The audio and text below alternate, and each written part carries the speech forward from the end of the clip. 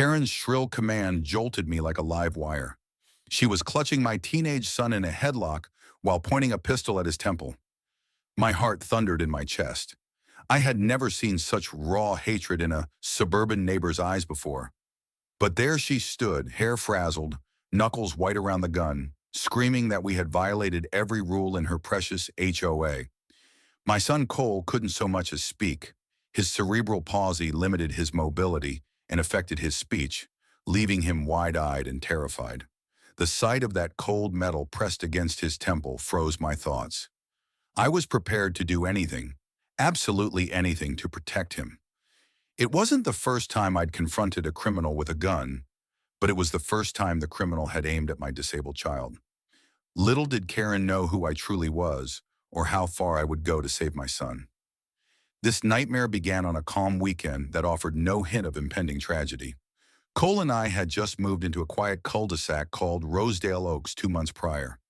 It was a modest neighborhood known for well-kept lawns, pastel shutters, and a tightly run homeowners association. On the surface, it seemed friendly enough. Our single-story home had an accessible walkway I installed personally, so Cole's wheelchair could navigate from the driveway to the front door without hassle.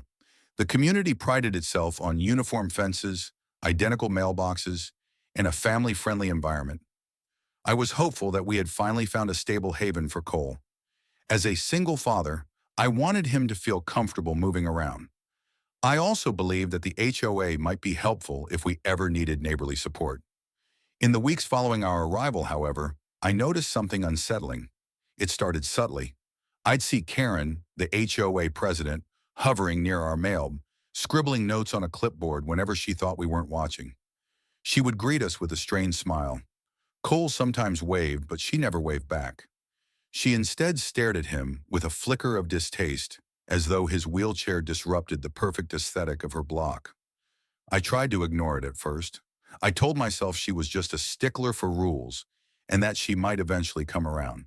But one afternoon, she stormed up our driveway, binder clutched against her chest, pointing out that my accessible walkway did not conform to official HOA design standards.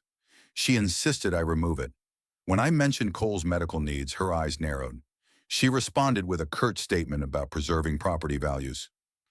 I forced a polite smile, left it at that, and hoped to smooth things over.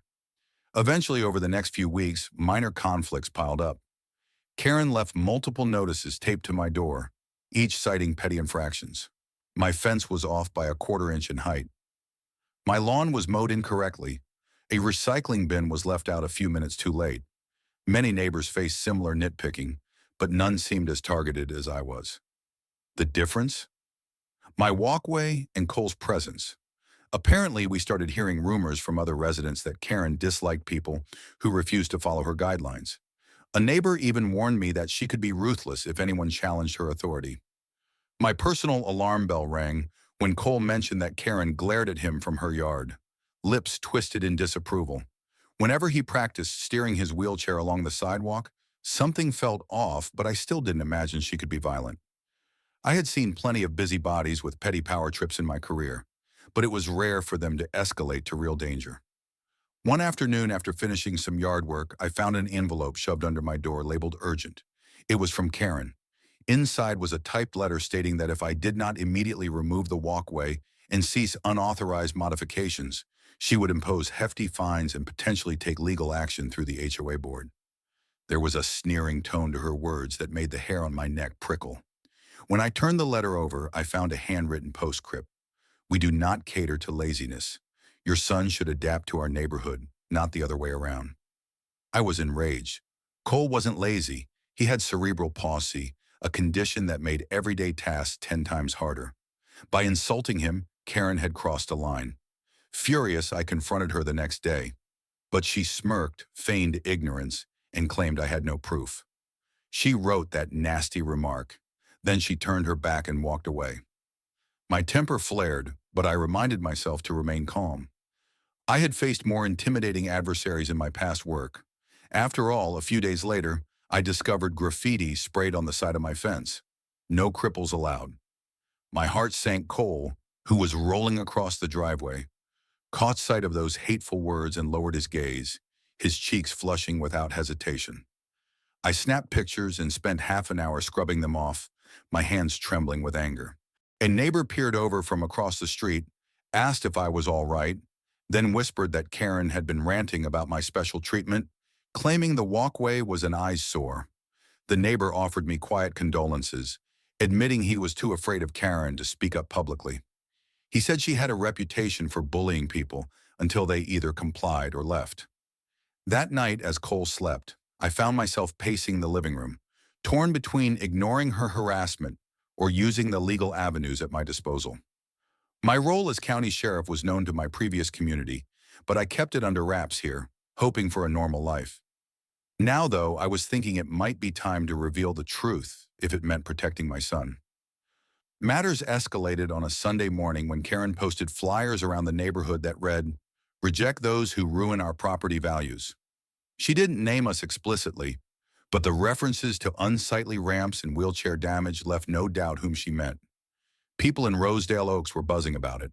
Several residents privately expressed sympathy, but no one wanted to confront Karen. That same afternoon, I found a typed note in my mailbox threatening that further defiance will have consequences. Cole saw me reading it and asked if we were in trouble. I tried to reassure him with a forced smile, though my blood boiled in all my years as a law enforcement officer. Rarely had I seen such relentless harassment, especially over something so trivial. The only difference was that this time the target was my own child. Hoping to calm my fury and set a positive example, I decided to approach the HOA board directly. I attended their next public meeting, explaining that Cole's accessible walkway was necessary, that Karen's intimidation was out of control, and that we deserved equal standing in this community. Some board members averted their eyes. One admitted that Karen's methods were extreme, but insisted she was within her rights because of certain ambiguous HOA regulations.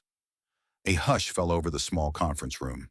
Karen was there, too, leaning against the back wall with her arms crossed, smiling smugly. I recognized that expression. It was the look of someone who knew she had manipulated the system to back her up. I left that meeting with a knot in my stomach.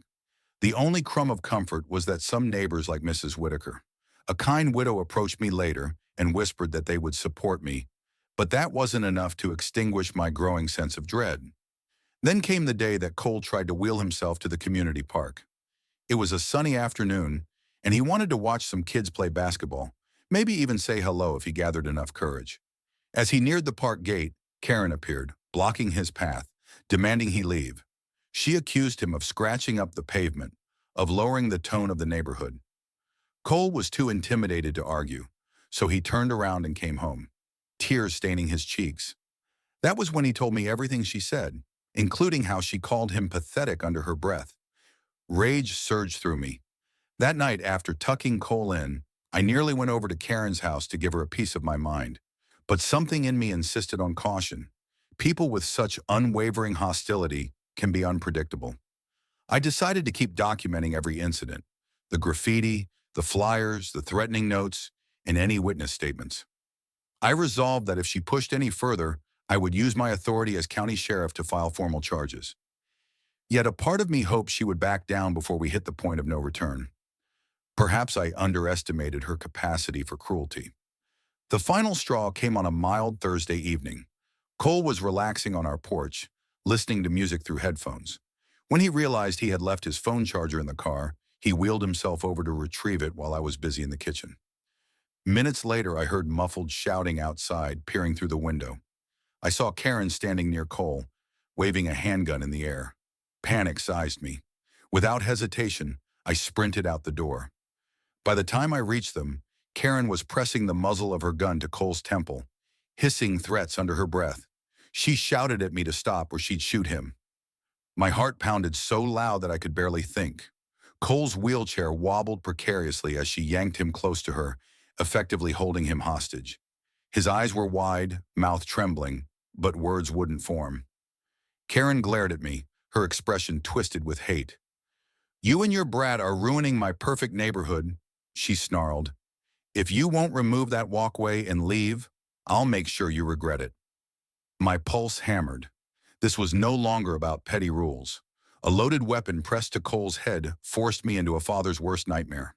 My first instinct was to wrestle the gun from her, but I knew one wrong move could make her pull the trigger. Instead, I raised my hand slowly, voice shaking as I tried to sue her. "Karen, you don't want to do this," I pleaded. She tightened her grip on Cole's shirt. Responding with a manic glint in her eye, she barked at me to kneel on the ground. I did, swallowing a surge of rage. My only goal to keep Cole alive. The irony was that she had no idea who I truly was. Over the years, I'd encountered dangerous suspects. I had subdued armed criminals. I had faced standoffs. But nothing prepared me for the terror of seeing my son used as a human shield. My mind raced, searching for a way to disarm her without triggering violence. Neighbors began peeking from their windows, terrified to intervene. One older man stepped out onto his porch. Phone in hunt. Karen noticed him and shrieked for him to get back inside or she would shoot. He retreated immediately, presumably calling the police. The tension was suffocating. I saw sweat beading on Karen's brow. I also noticed her finger trembling on the trigger. My mouth went dry as I spoke in an even tone. "Karen, let Cole go." I said, "He's done nothing to you. It's me you're angry with." She sneered, her voice cracking. "Shut up. I've warned you. You refused to listen." Cole's breath came in short, ragged gasps. I struggled to maintain composure, but my paternal instincts screamed to act. Still, I waited for the right moment. Suddenly, a beep rang out from somewhere behind me, perhaps from someone's car alarm or a phone. It startled Karen. Her hand jerked slightly. In that split second, Cole whimpered, trying to recoil. She snapped her head toward him, and I realized I might have an opening. My heart hammered in my rib cage. Yet I knew if I lunged for her, I had to be precise. One miscalculation would end in tragedy. I took a deep, shaky breath. I reminded myself of my training. Create a distraction, keep the suspect talking. Look for an opening. "Karen," I said, forcing calm into my voice, "you don't want to be a murderer. This is not going to fix anything." She scowled, pressing the gun harder against Cole's temple, making him cry out softly. "Don't tell me what I want," she hissed. She started to say something else, but at that moment I heard distant sirens, a wave of relief mingled with dread. If the police arrived, she might panic further. Karen heard the sirens too. Her eyes darted wildly as she pulled Cole even closer. "No cops!" she shrieked. "If they show up, I'll kill him." My pulse raced. I realized with absolute clarity that I might have to reveal my own position as county sheriff to handle this situation properly. Perhaps the shock of that knowledge would stall her. Maybe it would buy us time. Summoning every drop of authority in my voice, I said, "Karen, put the gun down. I am the county sheriff." Her face flickered with confusion. Then fury. "You're lying," she spat.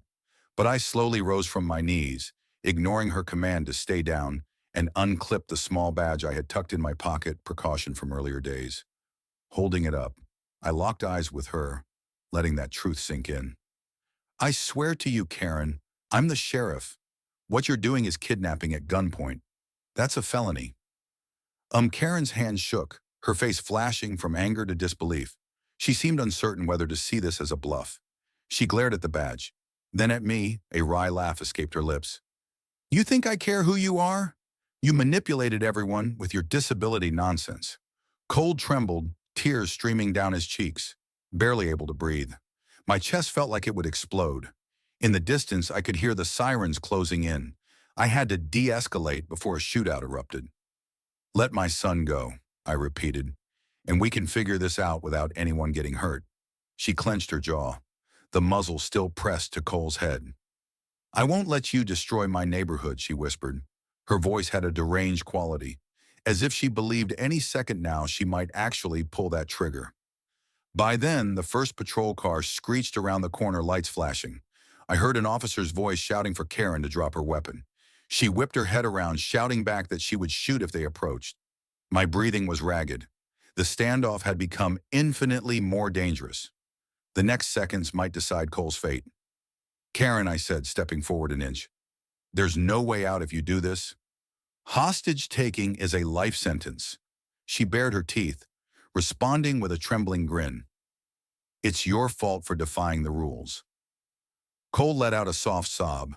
My paternal instincts kicked into overdrive. I had to act. If I waited for the officers to move in, she might freak out and pull the trigger. If I lunged, I could risk causing that very outcome. My only hope was a carefully timed maneuver. Summoning all my courage, I glanced at Cole, silently willing him to stay as still as possible. The police began to inch closer, guns drawn. Karen shrieked that she would kill Cole if they came any further. I seized the moment. In a single motion, I lunged forward, grabbing her wrist. She let out a shrill scream, trying to twist away. The gun wavered, aimed precariously near Cole's head. My mind raced. I had to force it away without letting it go off. Using the training hammered into me over the years, I snapped my left hand up to her forearm and yanked it outward. I pushed Cole's wheelchair backward with my foot out of her immediate range. Her fingers squeezed the trigger reflexively, firing a shot into the sky. The deafening crack echoed across the cul-de-sac. Neighbors gasped. My adrenaline surged. I wrestled her arm downward, gritting my teeth. She fought back like a cornered animal, spitting insults, cursing me. But I held her wrist in a steel grip until the gun dropped from her grasp. Immediately, 2 uniformed officers rushed in, tackling her to the ground and cuffing her. A wave of relief and exhaustion coursed through me. Cold, freed from her grip, stared at me, eyes wide, chest heaving. I rushed to him, gently, placing a hand on his shoulder, checking if he was injured. Apart from the bruises on his arm where Karen had clutched him, he seemed physically unharmed. Tears still glistened on his cheeks. My own hands shook from the intense surge of adrenaline. The officers pinned Karen to the pavement. She screeched about, ruining the neighborhood, flailing in the cuffs until they secured her ankles as well. By then, more squad cars arrived, their lights flickering across stunned faces that emerged from behind curtains and doors. Shouting turned to murmured disbelief as the neighbors realized the gravity of what had just happened. In minutes, Karen was hauled upright, spitting at anyone who tried to talk to her. She saw me cradling Cole and shrieked about how we had no right to be in her community. I knelt by my son's wheelchair, hands still unsteady. "Are you okay?" I asked, voice shaking. Cole nodded shakily. "Dad, I was so scared," he whispered. I pulled him into a careful hug, mindful of the fear that still coursed through his limbs. "I'm sorry you went through that," I said. My anger toward Karen flared again, but overshadowed by profound relief that Cole was alive. Another officer, one I recognized from prior county meetings, approached me. He looked bewildered to see me in plain clothes, still holding my sheriff's badge. "You're the sheriff from Mapleton County," he said softly. I confirmed it, explaining that I was simply trying to provide a normal life for my son, away from the constant public scrutiny. He shook his head in disbelief, echoing, "I had no idea." I sighed, glancing at Cole. Neither did she. In the aftermath, paramedics arrived to examine Cole. Thankfully, the gunshot had gone wild, and aside from minor bruising and emotional trauma, he was physically safe. The scene around us felt surreal. Flashing lights, curious neighbors whispering, Karen screaming, echoing from the back of a police cruiser, and me standing with my son, both of us trembling from the near-death experience. I took a moment to gather my composure, speaking to the officers who asked for statements. Cole tried to answer a few questions with nods and short words. Still shaken, I recounted the entire ordeal. From Karen's harassment to the moment she held Cole hostage at gunpoint, they assured me she would be charged with kidnapping, assault with a deadly weapon, and threatening a minor.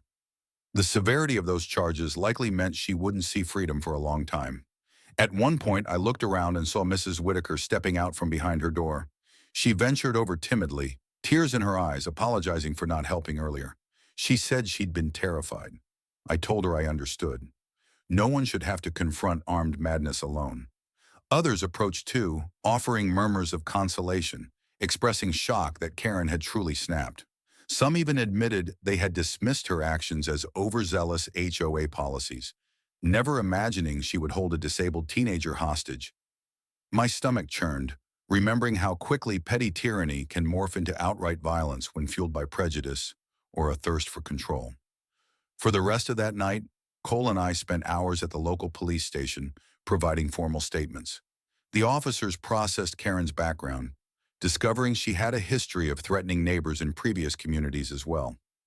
Though she had never escalated to actual gun violence until now, learning that was a chilling reminder that ignoring a bully's behavior can lead to catastrophic results. They also took my statement as the county sheriff, which felt odd in such a context. I was used to being on the other side of these interviews. The investigating detective offered to let us go once we finished, and I guided Cole back to our home. Exhausted beyond measure, the space felt both familiar and alien, a place that had just been the stage for a horrifying standoff. Cole asked me if we would have to move again. I squeezed his hand, telling him we would decide once we had time to breathe. Early the next morning, I woke up after a fitful sleep, my heart still pounding with the echo of Karen's threats. Cole was in his bedroom, dozing off after a restless night. I tiptoed out to the living room and found a cluster of neighbors gathered outside, waiting with worried expressions. They asked if Cole was okay. They offered to run errands or help fix anything damaged. Their show of compassion touched me deeply. Even though Karen's hostility had cast a menacing shadow, not everyone in Rosedale Oaks shared her prejudice. Despite the fear, decency could still surface in the face of adversity. I thanked them, promising to let them know if we needed anything. My relief was tempered by the knowledge that Karen remained in custody, which meant she could still try to fight charges, though the evidence was overwhelming. Within a week, the story had spread across the local news. An HOA president accused of holding a disabled teenager at gunpoint. Journalists clamored for statements, especially once they learned the father was a county sheriff living incognito. I declined interviews to protect Cole's privacy, focusing on his well-being.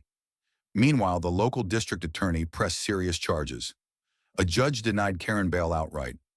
Citing the severity of her crime, Cole gradually began to recover from the shock.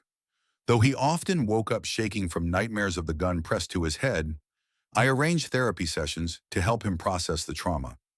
His wheelchair now felt like a safer place only because Karen was in jail. A month later, the preliminary hearing arrived. Karen was let in wearing an orange jumpsuit, her eyes blazing with animosity. She glared at me from across the courtroom, but I stared back steadily, my anger tempered by purpose.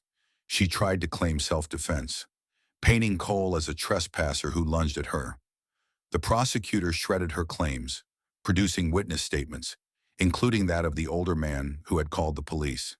The judge heard how she singled out Cole's disability, how she brandished a gun, how she forced him into a hostage-like position in the gallery.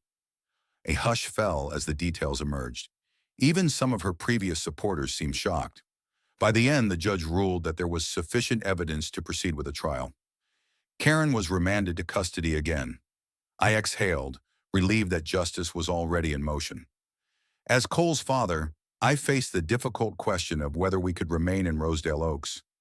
Part of me wanted to uproot us immediately, but Cole insisted on staying. He said in a trembling voice that he didn't want to feel driven out by a bully. Several neighbors rallied around him, offering to host inclusive community events, vowing to rewrite the HOA bylaws so that no one could weaponize them against a disabled resident again. Their solidarity moved me. Cole found a sense of belonging for the first time since we arrived.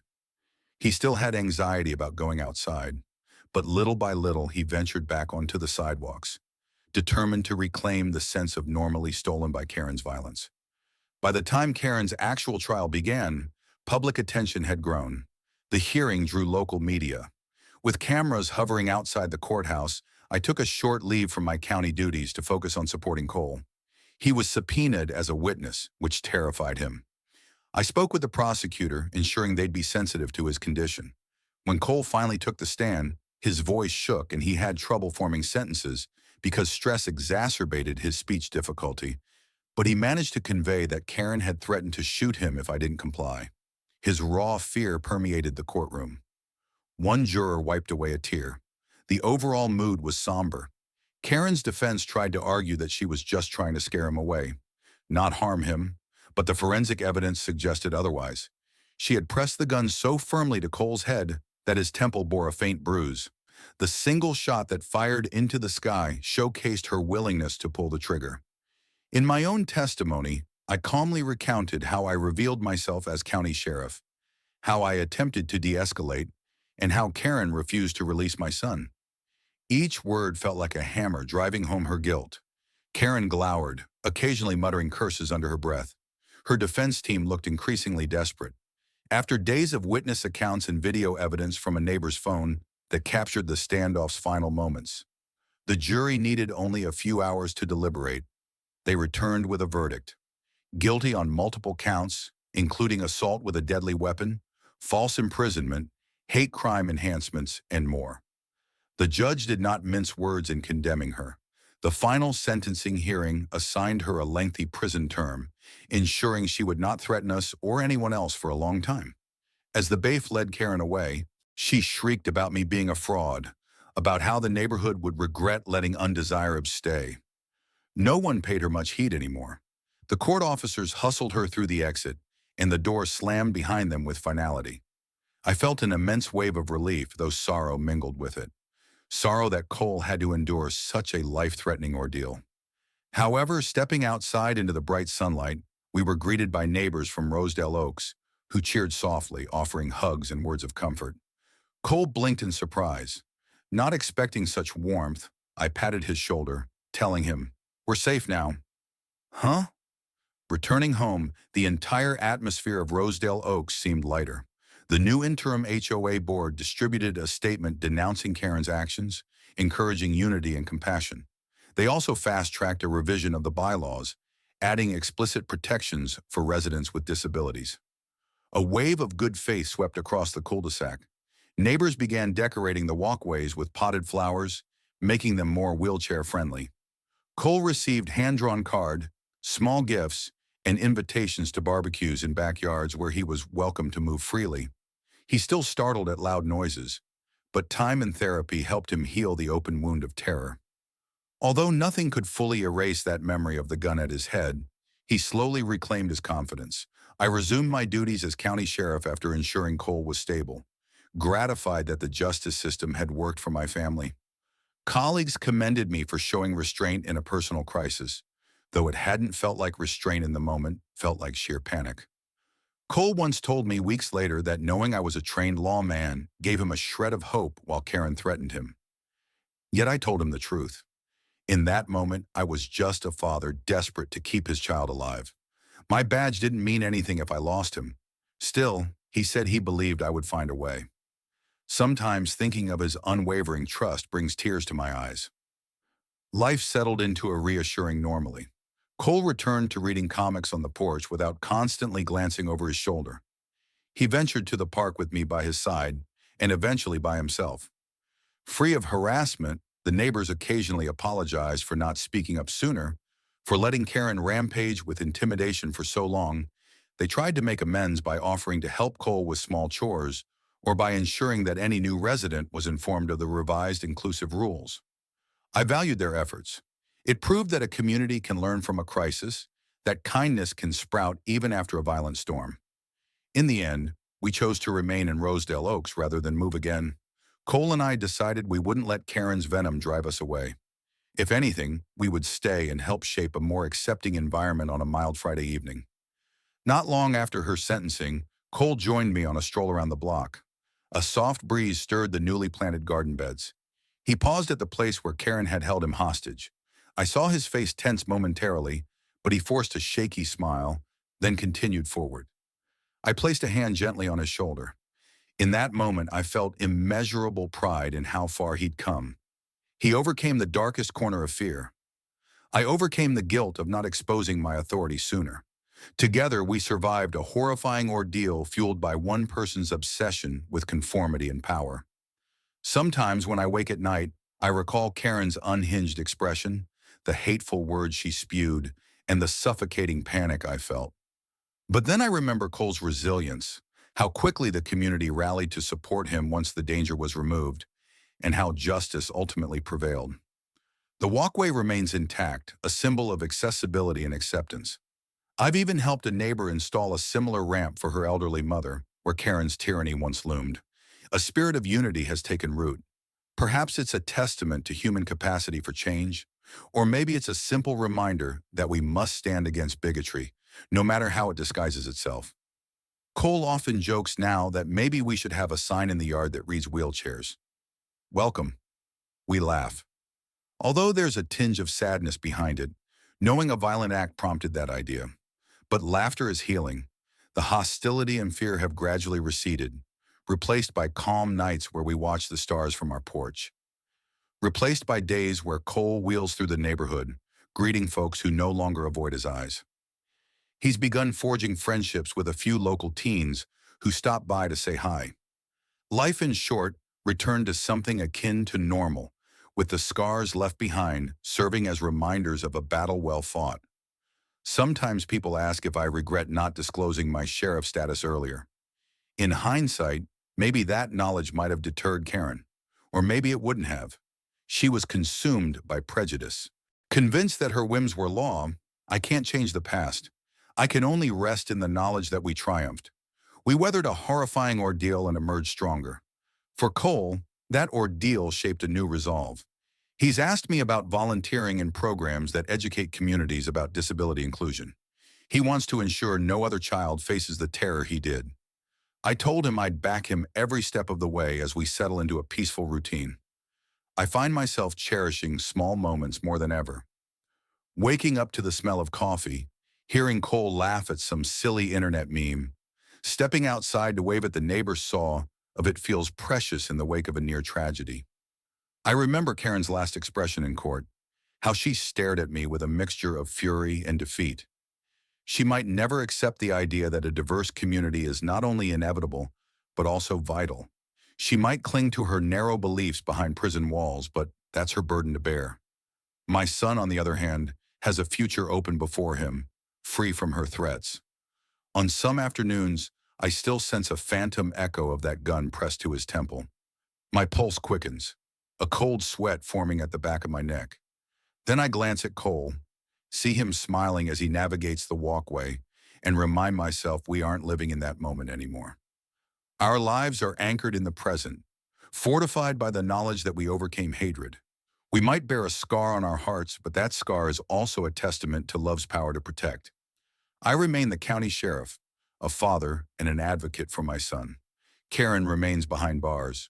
Rosedale Oaks is healing from her reign of intimidation, and Cole, while still sensitive to the memory, refuses to let fear define his life. When the sun sets over the rooftops, painting the sky in soft pink and orange hues, Cole and I often sit together in the front yard, a small ramp connecting our porch to the sidewalk. Passers-by wave. Sometimes they stop to chat about the day's events or the new tree plantings near the park. Cole calls them by name, more confident than he's ever been, and I breathe in the quiet satisfaction that we stood tall against cruelty, that we protected each other, and that no matter how menacing a person's hatred might be, it cannot triumph when a community unites for justice.